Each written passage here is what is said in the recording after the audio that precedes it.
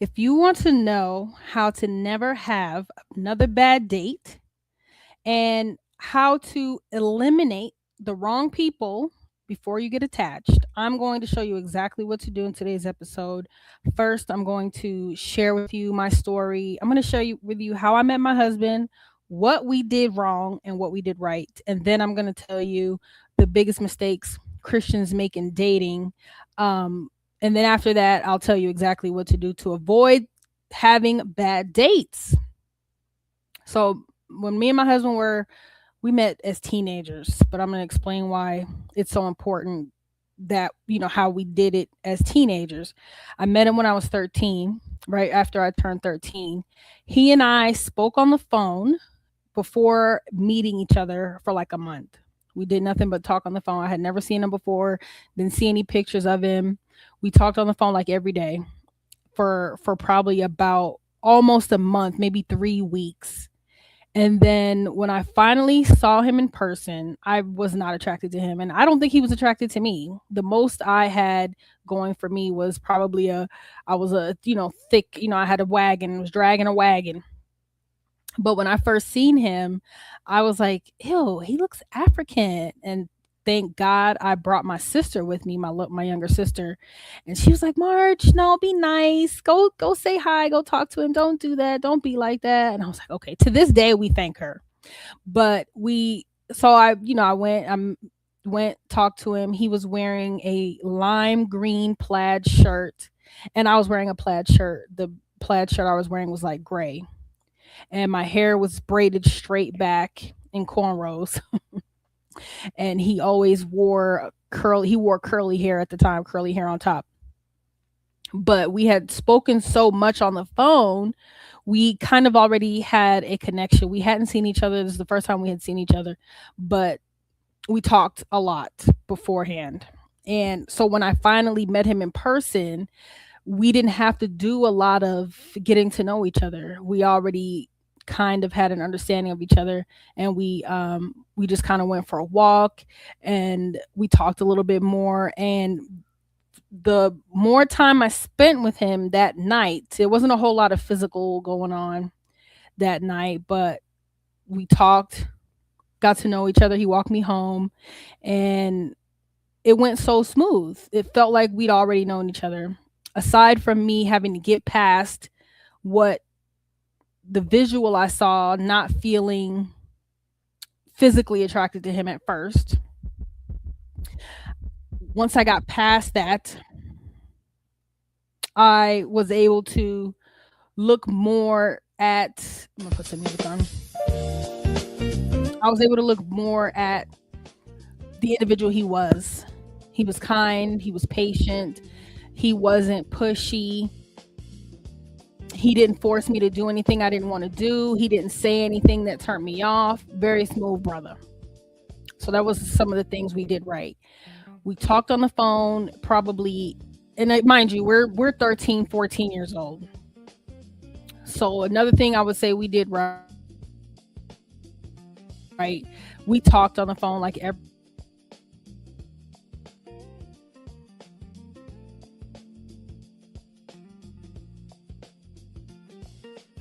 to the relationship, to our whatever it was we had. I believe that ruined it.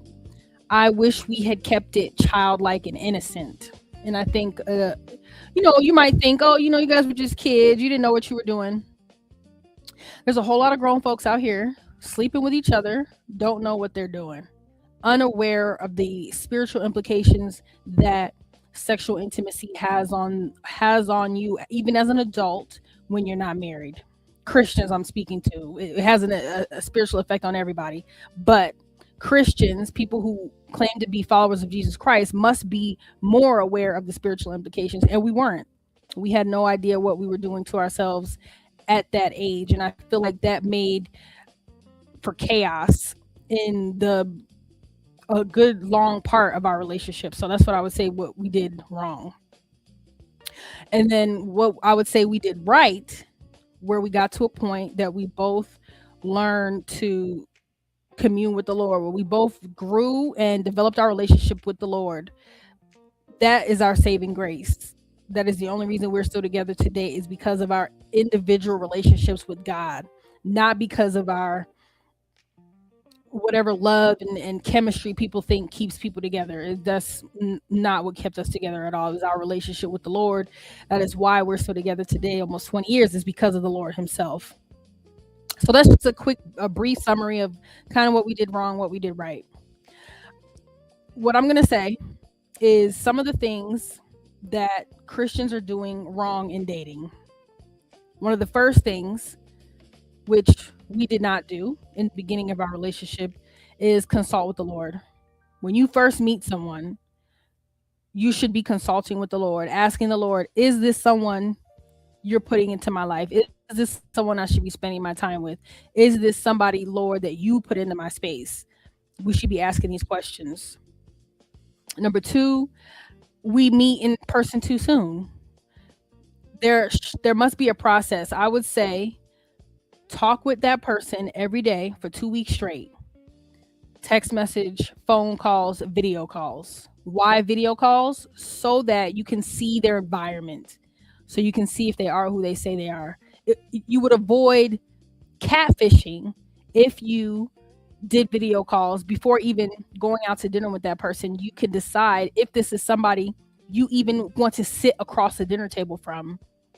Talk to them on the phone. If you can't talk to that person for extended period of time before having dinner with them, you don't want to have dinner with them. Can we talk on the phone for an hour, 2 hours, and have good, decent conversation where we're getting to know each other? Is it fun? Am I interested? Are they interested in me? Are they saying things that make me uncomfortable? This will help you eliminate the person before you even sit before them at a restaurant, before you spend money on them, before you get dressed to go out and even hang with this person. How women do, oh, I got face done, nails done, everything did just to like not even like him. Do any of that. Talk.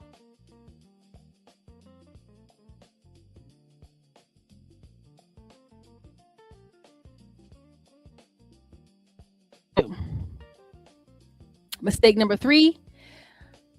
This one kind of bugs me, but we're expecting someone who doesn't read the Bible, who doesn't respect the word of God, has no biblical values. We're expecting them to be biblical husbands and wives. Why do we do this to ourselves? You're expecting someone who doesn't read the Bible to be submissive, to respect you, to honor you, and as a man, and then as women, we're expecting a man who doesn't read the Bible, who doesn't value the word of God, to be a provider, to be loving, to be kind, to be patient. Some people just are naturally, but to expect that from an individual who doesn't know the Lord, doesn't read the word, doesn't respect the word, has no biblical values is absurd. So that's number three. Number four, I think Christians have the biggest issue with dating without the intention of marriage. We're trying to be like the rest of the world. We're trying to date like everybody else. We're sleeping with each other. We're having strangers over our house. We're not strategic in how we date. We're trying to do it just like everybody else. I think that's the Christian's biggest mistake. You need to be more intentional of why you're dating this person. And if it's not someone you would marry, why are you wasting your time? Why are you wasting your money? Why are you allowing this person into your space if this isn't someone you plan to spend the rest of your life with? Why are you wasting your time? We don't ask ourselves these questions until it's too late. And number five, I would say, what too many people do is ignore the red flags. Meanwhile, you're ignoring red flags while you're not valuing the valuable attributes or characteristics of a person, right? You're not looking at the person is hiding something. You're ignoring that they're kind of suspicious. Something's telling you something's not right. You're kind of ignoring it. Or you have someone who's honest, but their honesty turns you off. You don't like how they say something. You don't like what they said, and you devalue their honesty. Or someone tells you, look, I have kids. this is my situation. I'm, in the middle of whatever. You don't appreciate the honesty. I think a lot of people feel penalized for being honest. So a lot of people lie because they feel like there's more reward in falsehood than it is in telling the truth about where they are. So I think that's a huge issue in dating for Christians. You ignore the red flags. You don't value the positive attributes in people people are, especially when people are trying to be honest. Oh, okay. So I said what I was gonna do. I kind of jumped around a little bit, but what to do to avoid ever having a bad date. So I had mentioned it. I trying to kind of jumped ahead of myself, but what you're gonna do? Talk to them for 2 weeks straight before you even have your first date. If you can't talk to that person every day for 2 weeks straight, you do not want to sit across the dinner table from them. You do not want to spend your money on them. You don't want to waste your time seeing them in person. Save yourself the heartache and headache. And then while you're talking to them for those 2 weeks, you should be praying for discernment. Lord, is this someone you want me spending my time with? Show me things about this person that I'm not seeing. What is it you want me to know about them? And guess what? When you are paying attention, people are revealing themselves. People reveal themselves very quickly, effortlessly, when you pay attention. A lot of times we like to give people the benefit of the doubt. We don't want to judge too soon, but look, you are too valuable. You are too precious to waste your time and energy on someone that is not for you. There's no point to waste more than 2 weeks talking to somebody that you don't want to continue to see. Why waste any more time than that? So that's what I'm gonna say about that. But join our workshop. The link is in the description to join the workshop. Never have another bad day. I'm gonna go into more detail about that. Avoid divorce, avoid picking the wrong person, and know what characteristics to look for the right person. I'm so happy about this. I'm so excited about this to help change the dating game because I get so sick of seeing people in situations that are completely avoidable. Like, oh, well, they showed this. And I just watched this movie. It kind of drove me crazy. I just watched this movie about that female boxer, that Christy. The movie was called Christy. She married, she was a lesbian, but she married a man to present as heterosexual for her boxing career. And the man was abusive. He tells her, that she decides, he's abusive. She decides to leave him. He tells her, if you leave me, I'm going to unalive you. She doesn't believe him. She goes back over there to get stuff, which I highly recommend. When you break up with somebody, you do not tell them and you do not go get anything from that house. Your life is much more precious than any things. Nonetheless, she thought she had to go get things. She thought she had to go prove something to him. And he ended up stabbing her, I don't know how many times, and gunning her, whatever their words they don't like. So I said all that to say, use the discernment of the Lord. Use the discernment of the Lord. That's what it's there for. He warns his children. He do not want you in any situation with anybody that's going to harm you. Listen to him. He will not fool you. Consult with him. Trust him and take the time to ask, Lord, is this for me? Is this who you want me with? Is this someone you want me wasting my time with it or spending my time with? Because your time is precious. Your life is precious. And the person you bring in your life is life or death. That person is going to determine your whole life. So make the decision wisely. Take your time. And that's right. I want to show this quick clip real fast, and then I'm gonna get out of here. I thought this was so interesting. Let's watch this real fast. Women are never satisfied. Let's see this.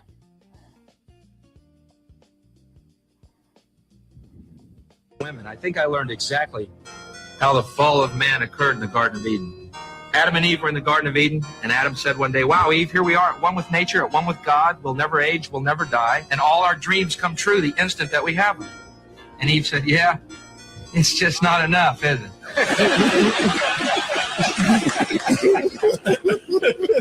Wow. That's not funny. I was just waiting for more. Well, that was kind of his point.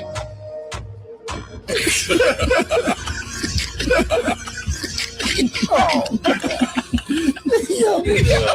kind of what he was saying. I mean, Stop leaving the light on. If you're the last person to leave, turn it off.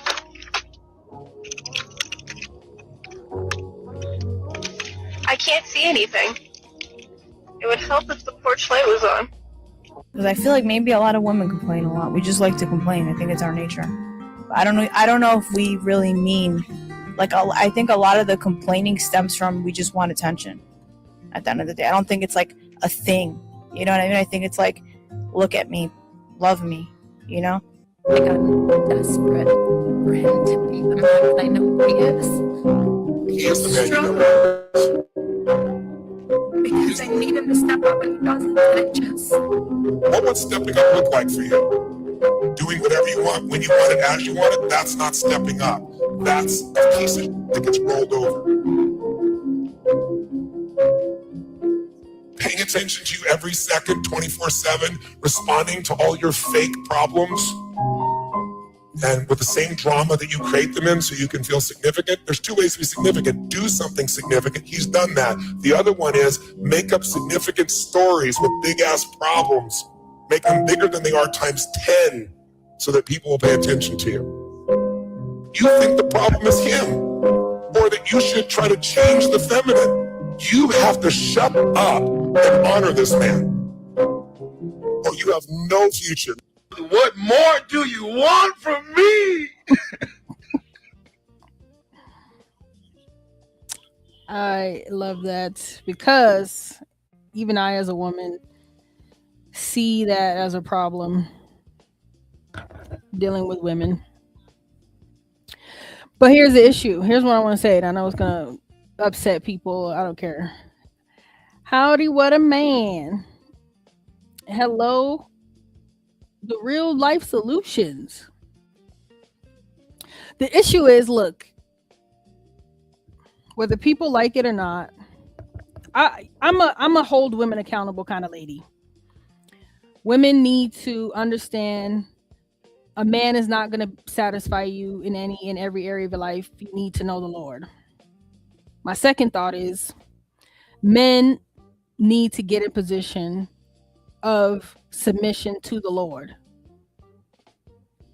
You cannot be her everything. You cannot be her God. You cannot satisfy her. And I think that's where a lot of the dissatisfaction is coming from. Men trying to be everything in her life. I'm doing this for you, and I'm doing this, and then I'm doing this, and it should be enough. That woman needs Jesus. That woman needs to be fulfilled by the Lord. And if you as a man are not leading her in that direction, you can't ask why she's never satisfied. Because you're a human being. She needs that hole filled by the Lord, as do you as a man. And I see this so much in so many relationships that people try to find satisfaction in each other. That's too much pressure on the other person. One thing I would say, my husband and I, if we don't do nothing else right in our marriage, he knows the Lord for himself, and he makes sure I know the Lord for myself. He do not want me completely dependent on him for anything. He can't help but remind me, look, babe, I don't know. I'm not sure about that. You're going to have to take that to the Lord. Let's pray about that because I don't know what to do. That's how you lead a household to the Lord. Recognizing you are not God. Recognizing you don't have all the answers. Recognizing that the Lord is the provider of your family. Recognizing that you are human and that there's only so much you can do. I think that is a powerful leader, a man that knows that he needs God, a man that is submitted to God. And this is why so many relationships fail. Look, they talked about when Adam and Eve, they ate the fruit. When Eve ate the fruit, who did God scold? God didn't scold Eve. He scolded Adam. He said, Adam, what have you done? Eve bit the fruit, handed it to Adam. God scolded Adam, not Eve. because the man is given the position to lead the woman to the Lord, to be an example of a leader submitted to the Lord.